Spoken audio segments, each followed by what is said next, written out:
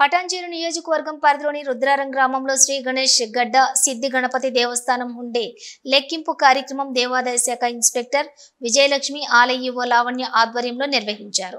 అనంతరం వారు మాట్లాడుతూ గణేష్ గడ్డ సిద్ధి గణపతి దేవాలయంలో 103 రోజులలో భక్తుల నుండి కానుకగా వచ్చిన హుండీ ఆదాయం లెక్కించగా 26,98,462 రూపాయలు, అన్నదాన రూపంలో 1,22,434 మొత్తం హుండీ ఆదాయం చూసుకుంటే 28,20,896 వచ్చింది అన్నారు.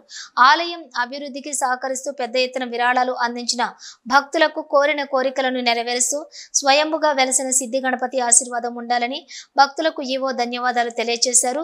ఈ కార్యక్రమంలో దేవాదాయ శాఖ ఇన్స్పెక్టర్ విజయలక్ష్మి, ఆలయ ఈవో లావణ్య, తహసీల్దార్ ఆఫీసర్ సంతోష్ కుమార్ శర్మ, ఆలయ జూనియర్ అసిస్టెంట్ ఈశ్వర్, సుధాకర్, అర్చక బృందం, ఆలయ సిబ్బంది, శ్రీ శివకేశవ స్వచ్ఛంద సేవా సంస్థ సభ్యులు, భక్తులు, గ్రామ పెద్దలు, ప్రజలు పాల్గొన్నారు.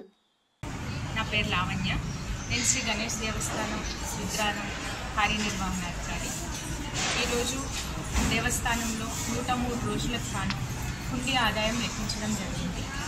ఈ కార్యక్రమంలో గ్రామ పెద్దలు, మన దేవాదాయ శాఖ పరిశీలకులు శ్రీమతి విజయలక్ష్మి గారు, అదేవిధంగా రెవెన్యూ డిపార్ట్మెంట్ నుంచి సంతోష్ కుమార్ గారు, పోలీస్ డిపార్ట్మెంట్, భక్తులు, అర్చకులు, సిబ్బంది వీరందరి సమక్షంలో హుండీ లెక్కింపు కార్యక్రమం జరిగింది. ఇట్టి హుండీ లెక్కింపులో జనరల్ హుండీ ఆదాయం 26,98,462 రూపాయలు వచ్చింది. అన్నదానం హుండీ ఆదాయం 1,22,434 రూపాయలుగా నమోదైంది. తర్వాత రెండు కలిపి 28,20,896గా నమోదైంది. ఇది గత కాలంతో పోలిస్తే భారీగా ఈసారి హుండీ ఆదాయం పెరిగింది.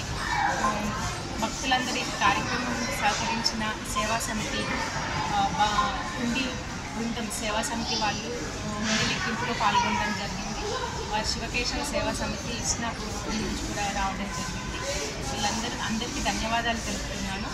అదేవిధంగా భక్తులు అధిక సంఖ్యలో పాల్గొని స్వామివారి కైంకర్యాల్లో పాల్గొని ఇంకా దేవాలయం అభివృద్ధి చెందాలని అందరికీ మనవి చేస్తున్నాను.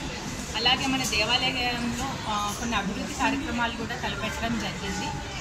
అందులో భాగంగా మన సాంస్కృతిక కార్యక్రమాలు నిర్వహించడానికి గాను ఒక వేదికని ఏర్పాటు చేస్తున్నాము.